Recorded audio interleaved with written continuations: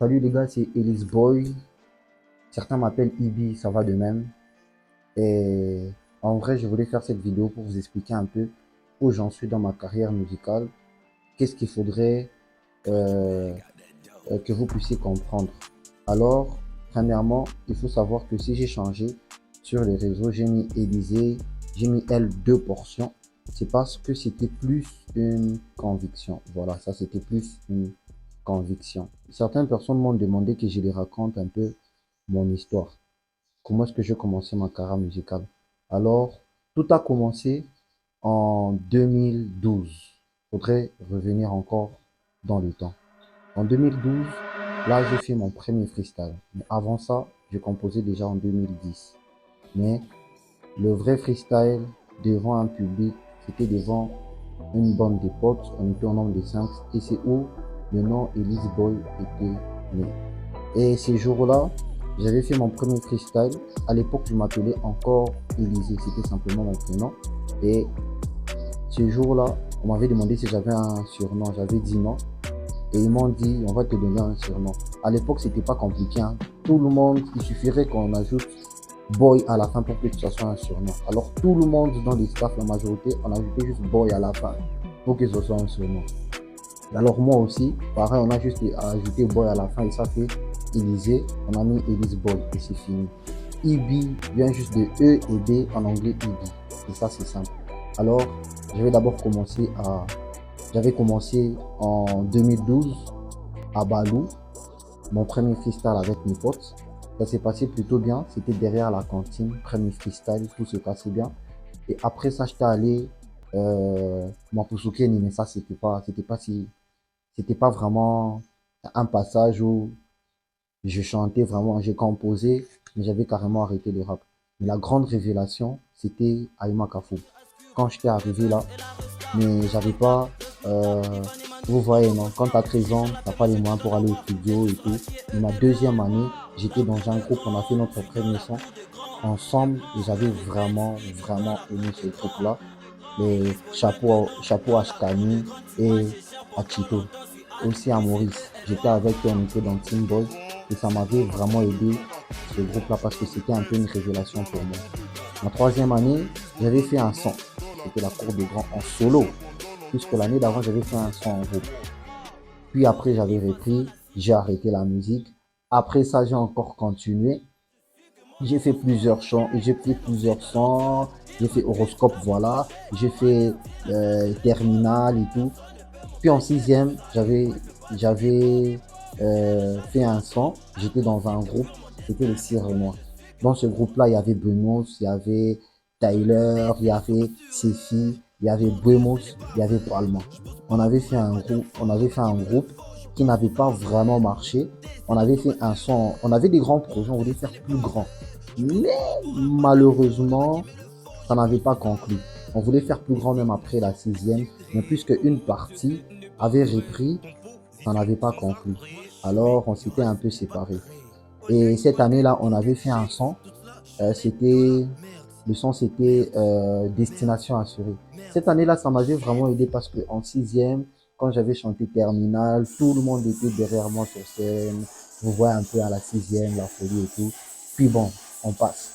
Après la sixième, quand je suis arrivé à Lubumbashi, quand j'ai terminé avec le pensionnat, à Lubumbashi, je faisais que du gospel. Après la sixième, je faisais que du gospel. Durant un an, je faisais que du gospel au studio. J'avais fait même un son, moi et mon petit frère, il y avait des gens qui voyaient déjà sur des certaines flammes que non, Ibi c'est fini, il a donné sa vie à Dieu, c'était que du gospel. Mais le problème est que tout ça, c'était que des freestyles, c'était.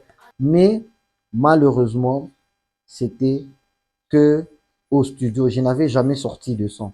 Et c'était ça le piège. C'était ça le piège. Parce que après, Élysée et Héritier sont venus après. Ils m'ont demandé que j'entre dans leur label et ils m'ont demandé que je puisse faire de la musique, mais pas la musique chrétienne, la musique mondaine. Ils m'ont dit, tu vas commencer avec la musique mondaine, puis après, tu pourras faire la musique chrétienne. Ils m'ont pas imposé, ils m'ont proposé, ils m'ont pas imposé. Mais moi, j'ai cédé à la tentation et j'ai dit, ok, c'est bon. J'ai signé les papiers, vite fait, vous connaissez, non? J'ai signé les papiers, je me suis dit, d'accord, j'ai signé dans Empirix. Malheureusement, boum, vous connaissez comment Dieu fonctionne. Il nous utilise pour qu'on puisse être l'exemple des autres. Qu'est-ce qui s'est passé? C'est que rien n'a fonctionné dans ce label-là. Bon, pas totalement rien. J'ai fait une seule prestation, non, deux prestations. Une prestation à Galaxy, une autre prestation à IDAP, avec ma chanson Banala, là, que vous connaissez sûrement. Bon, après ça, le temps est passé. Je me suis dit, bon, il est temps de quitter Empirix, parce que Empirix m'avait un peu aidé. C'est bon, ça m'avait vraiment aidé. En vrai, je ne pourrais pas cracher sur eux, mais Empirix m'avait vraiment aidé. Mais après ça, je me suis dit qu'il serait mieux de quitter le label. Ils ont beaucoup fait pour moi, mais pour mes projets que j'avais après l'internat, faire la musique gospel, me lancer dans un projet indépendant, je me suis dit, bon, fallait quitter le label. Alors j'ai quitté. Après que j'ai quitté Empirix, je suis allé en indépendant. J'ai fait plusieurs showcases. Je suis allé un peu à gauche, à droite. J'ai fait des plateaux Ellis télé. Boy, vous allez bien? La santé, ça va? J'ai fait plusieurs concerts. Je suis passé à plusieurs scènes. Puis après, je me suis dit non, pour rentrer, pour faire la musique chrétienne. En disant que je voulais faire la musique chrétienne, je me suis dit non, il ne faudrait pas que des petits retombent dans dans mes erreurs à moi, tu vois. Je voulais pas que certains petits se disent non, Ibi, au début, il voulait faire la musique chrétienne, mais malgré tout, il n'a pas pu. Non, je voulais pas faire ça parce que ma première musique chrétienne, la première musique chrétienne que j'ai composée, c'était à l'âge de 12 ans. Parce que depuis le départ, je faisais la musique chrétienne. La musique chrétienne, je composais, mais je chantais jamais. Depuis tout petit, depuis ma première chanson, je vous ai dit que je composais depuis tout petit. Donc depuis que j'étais dans Team Boy avec tous les autres là, j'ai composé déjà, mais c'était déjà, j'avais déjà honte déjà de dire ça aux gens. Et en plus, beaucoup de gens savent ça. Personne lisait mon cahier. À chaque fois que je composais, moi, tu lis mon cahier de composition. Jamais. Pourquoi? Je faisais la musique chrétienne, je faisais la musique mondaine. Dans un même cahier, j'ai composé beaucoup de gens. Puis je n'aime pas les critiques. Je n'aime pas quand quelqu'un voit les paroles. Ah, ici, t'as dit ça, c'est mieux de changer. Non. Moi, je peux aller enregistrer. Tu m'as jamais vu faire un freestyle. Je fais ça toujours ailleurs. Je me rappelle en 6e secondaire, généralement, même en 5e, les gens pouvaient être dans la salle des spectacles, ils pouvaient aller faire du sport. Mais moi, je pouvais rester 1 heure, 2 heures dans la salle en train de gratter des textes, Mais ces textes-là, tu ne pouvais pas lire. Pourquoi? J'aimais pas ça. Alors, ça, c'était juste un peu pour vous raconter l'histoire. Hein.